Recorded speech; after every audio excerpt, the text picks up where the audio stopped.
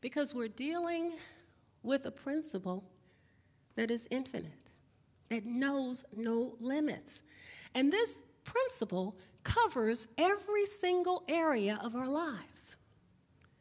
It covers every area of our lives, whether it's our health, our joy, our beauty, our prosperity, our freedom, our love. It doesn't matter. It covers every single area. So there's no place where it's absent. So step back for a moment and ask yourself, well, where have I been thinking it wasn't here? Where have I been telling myself that everything's here but that? But it covers every single area, the thing itself, every area of our lives. All right. So that means that if it covers every area of our lives, that means that if there is an area in our lives where this thing either appears to be absent, or if it appears to not be flowing so well, it's because we have taken a limited principle and found a way to limit it.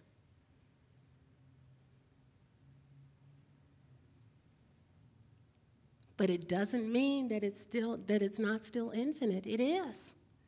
We've just found a way in the way that we heard it to limit it to what we could understand, to what we could embrace.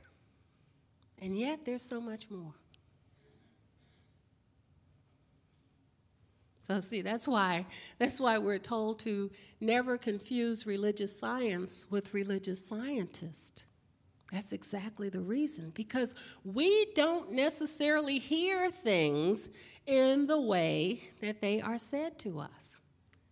We don't actually hear necessarily what Ernest Holmes is saying to us in the way that he's saying it. Many times we hear it through dualistic ears, and it's so easy to slip back into duality.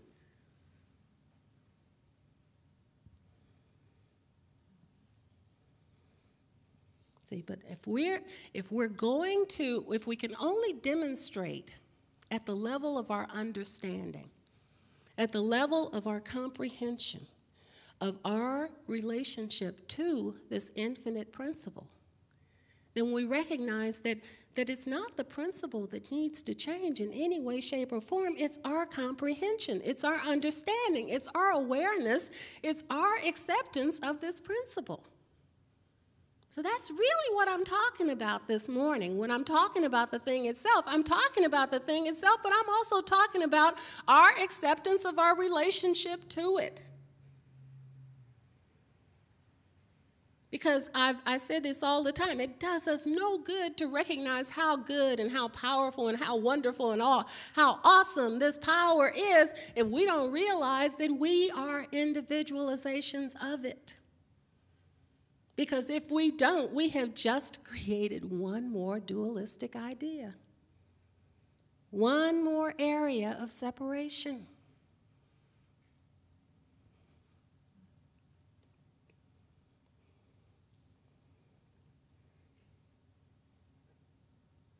So we want to expand our awareness. We want to hear it through fresh ears. So you ready? So what is the thing itself? Okay?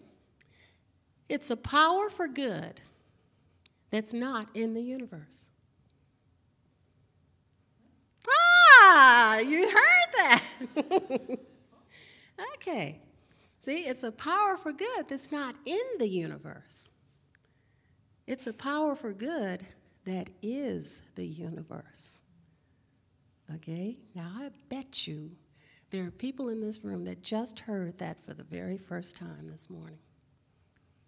See, there is no universe and a power. That's two.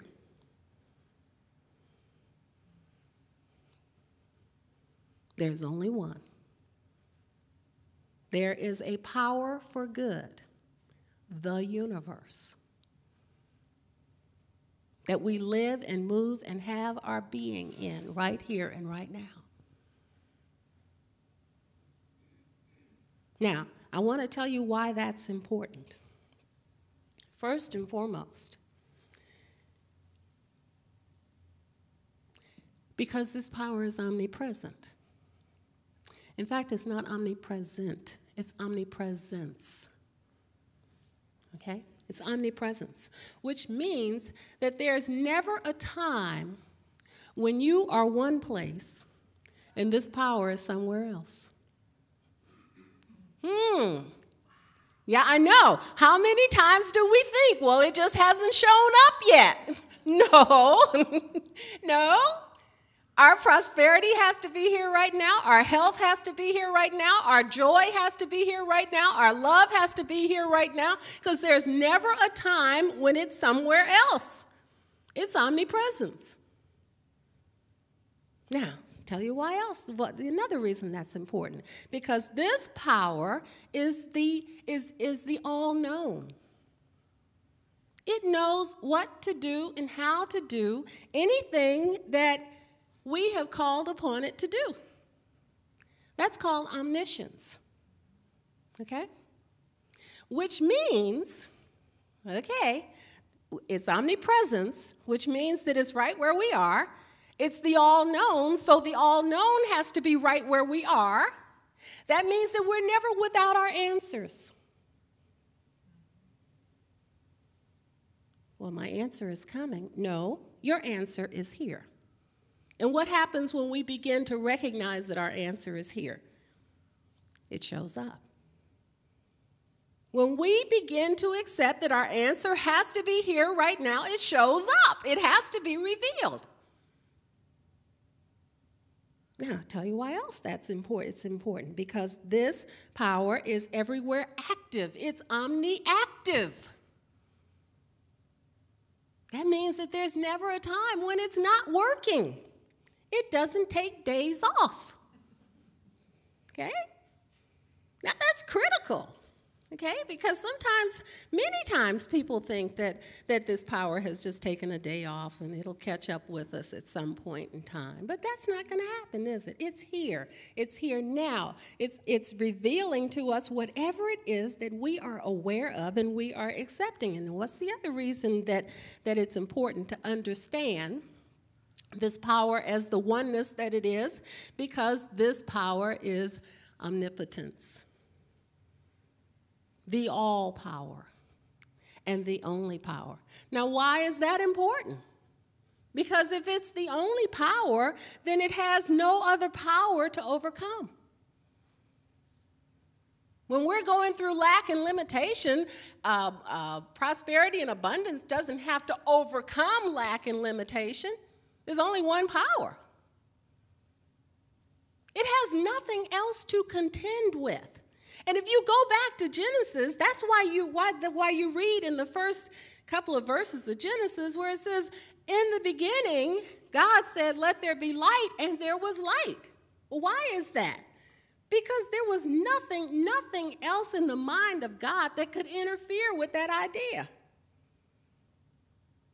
There was no other power in the mind of God to interfere with that. What if we align with that omniscience, omnipotence, omnipresence, omniactiveness? That is what we are right now.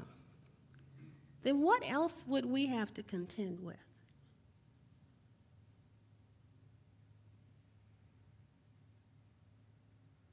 What if we aligned with the thing itself and recognized that this is what I am?